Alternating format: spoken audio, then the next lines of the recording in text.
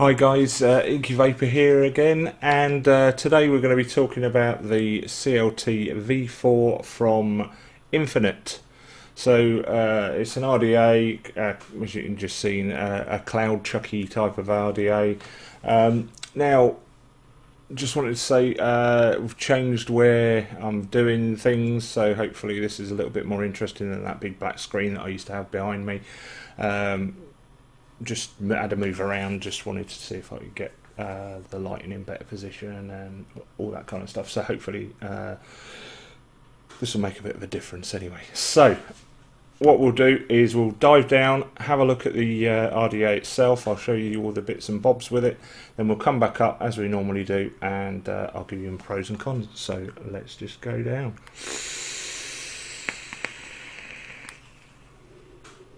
Okay guys, so here we've got the box that the CLT 4 comes in from Infinite RDA, little holographic-y thing there, usual gubbins around the sides. On the back here it shows the two different deck configurations, which we'll go into once we've got it opened. So let's just pop the box open, and we've got the RDA itself. Just put it to one side for the minute, and underneath here got a little card, just gives you a rundown of what's in there. And okay, so in here we've got a bag of spares, and we've also got the posts for the velocity style deck. As you can see, massive great big post holes on there, 2.5 by 3mm terminal holes there, and basically these just you can just screw these into the base, which we'll show you in a second. I'm going to leave those in there though, because I'm going to use the Twisted Messes squared style posts, which are already been installed as it comes. So let's have a look at this. Okay, so circumference, this is a 23mm RDA, which is a bit of a weird circumference, to be perfectly honest with you. As you can see, huge great big air slots here and here, and you've also got down the bottom there little air slots for bottom airflow as well. Now we'll come to those in a sec. This drip tip mouthpiece chuff style thingy majiggy is made out of PEI, which is another name for Ultim, which is also another name for stabilised piss. Not really a great fan of this colour. It reminds me of old hospital catheters and that kind of stuff. Yeah, it's a pretty gruesome colour. But what happens with this is you've got it's 12mm across here. It's a good mouthfeel to this, and it is actually quite a nice, nicely designed mouthpiece. But the problem with it is I just don't particularly like the colour of it. So that just pops out, and as you can see here, we've got these two sort of like channels, grooves that are cut into the top here, and what these do is they sit on top of those two lugs on the top of this portion of the top cap, which is press fitted. I'll just pop that off a second, put that to one side. So if I push this out here, we've got an airflow ring, and this just sort of sits on the top of there, as you can see, and that you can actually use the mouthpiece to just turn the airflow. So what we'll do is we'll just pop that in again, pop the mouthpiece on, and now as you can see on the sort, helps if you get it in the right place, John, or even the right way up. If I'm doing it from the top, that'd probably be better, wouldn't it? Oh dear. Right, you couldn't write this. So now, because that's gripped onto those two lugs like so, I can now turn this, and you can see either way I can open and close that lovely great big 12mm by 2mm airflow on both sides. Whatever you do on one side obviously happens on the other as well. Quite a reduced sort of chamber inside. Got a bit of like a doming going on there. It's all very nicely machined. Everything's nice and you know, there's no sharp edges, there's no burrs, there's no nastiness going on there, no crispy crunchy bits in there. It's all very nicely done, and you know, despite the fact that this is a horrible colour, this is actually really well made as well, the mouthpiece there. So just put that to one side. Okay, what we have here is the deck itself. Okay, so the deck is you've got two posts. You've got your positive and your negative. These are both removable, so you can actually undo the 510, take the positive out, undo that Phillips screw there, and take the negative out, and then you can swap it for the velocity style posts if you so wish. But I've gone, because I've got velocity style stuff coming out of my ears at the moment. I thought I'd give the Twisted Messes squared style deck a go, and I have to say it's pretty good. As you can see here, we've got some pretty big old coils in there, and they just look silly. They're 3.5mm ID coils. Can't even remember how many wraps. There's a good 10 or 11 there, and they're just very nice. So if you can just see underneath the coils there, you can see there's like a little chimney on both sides there. So you've got under airflow as well, which you can turn off using this bar. You can spin the bar around, and that opens it up. And then if you spin it round again, you close it off. So you can actually run this with side airflow, side and bottom airflow, or just bottom airflow if you so wish. But the problem is because the air basically comes in through this hole here, shoots across the open space there, and goes up those holes. You get an awful lot of condensation with this open, even with it closed, to be honest. But with this open, you get even more condensation building up in this sort of like recessed area, and it starts to make a really horrible noise. And you also get a shed load of condensation forming on the top of your mod. So what I've been doing with this has been running it closed. You still get a certain amount of condensation, but nowhere near the amount that you normally do. I think I prefer the side airflow on this anyway. So that's the we've got double O-rings here. The top cap actually fits on really nice and snug. You know, you can get it off easily enough. I mean, it's a bit dry at the moment, so it's quite stiff, but it will come off quite easily, but not that easily that it's sort of coming off when you don't want it to. The way that the top airflow is designed to be able to be controlled with the mouthpiece there is very elegant. I think it's a very good design. But that is the CLT V4. What I'll do is I will wick this up, stick some juice in it, and then we'll go back up top.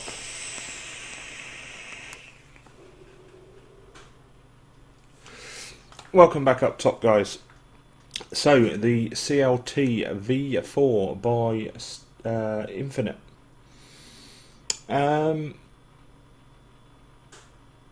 What can I say about this? Okay, well we'll go through the cons first, like I normally do.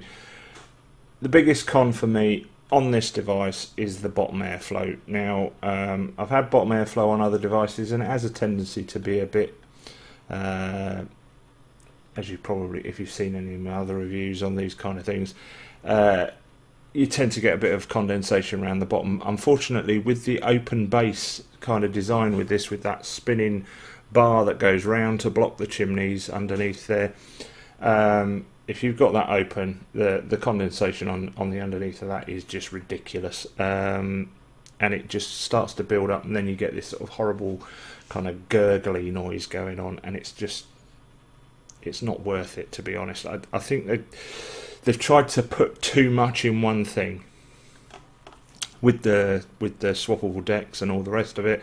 I think if they'd have just gone for the side airflow, or done a different style with the. I mean, I can see what they're trying to do is they're trying to give you the option of being able to shut off that bottom airflow. Yeah, it doesn't really sort of work very well for my money, and to be perfectly honest with you, I just end up just shutting it off because it's the least leaky option available. Another con, and I guess it's a subjective one, personally I think that this PEI or Ultim mouthpiece is fucking horrible looking. I mean, it does look like solidified piss to me. It does remind me of old scientific fly in here, old scientific sort of rubber hosing and shit like that, or the old sort of 1950s like catheter rubber stuff. I mean, it's just gruesome, and it's not something that you really like. I don't like the idea of putting it in my mouth. The actual design of the drip tip itself is very good, and it's got like little knurled edges, so you can even grab it. It helps you grab hold of it. So it does. I mean, it does do its job very well. It's a nice size. It fits in the mouth well, and it does work. Opening and closing that airflow is a breeze with this thing. However, I've just spun the top cap by tiddling about. It's just not the best to look at. Pros. It's very well made. The machining on this is excellent. Everything fits together well. The posts,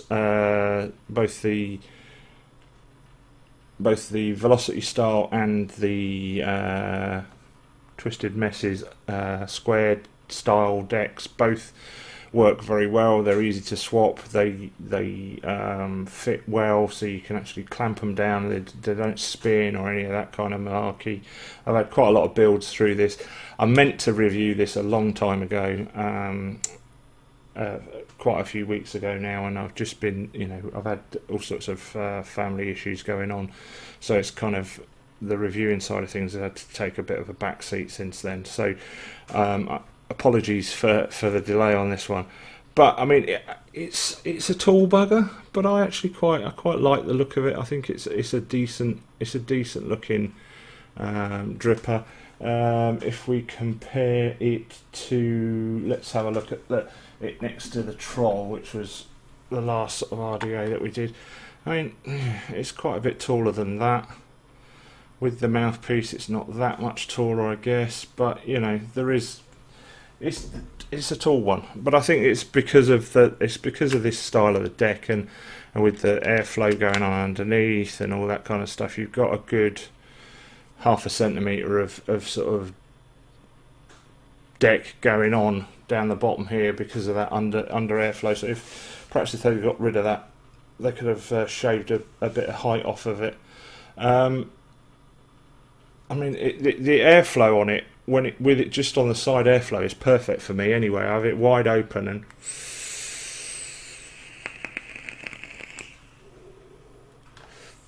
it produces really good vapor, nice decent flavour for this kind of an RDA. With it being so airy, you do want to build pretty big coils to sort of take advantage of that airflow and get a decent amount of watts through this. Those coils that I got in there are running at 0.44 of an ohm, and I'm currently vaping it at 70 watts, which is 5.5 volts, and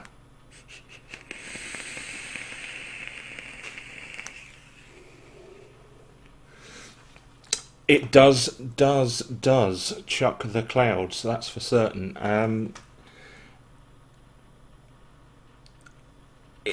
It's a decent RDA. I mean,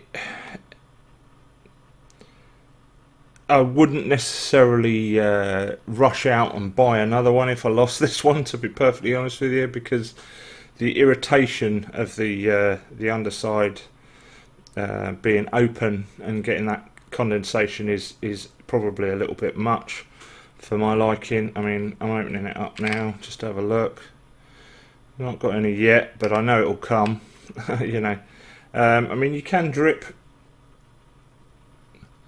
fairly carefree with this, but obviously if you've got your airflow, you're under. I mean, I can drip now quite well, just down the middle here. This is some OC by Yorkshire Vaper. I mean, I can just put a decent amount. It's 5 ml deep juice well, and you can just squirt a load of juice in there and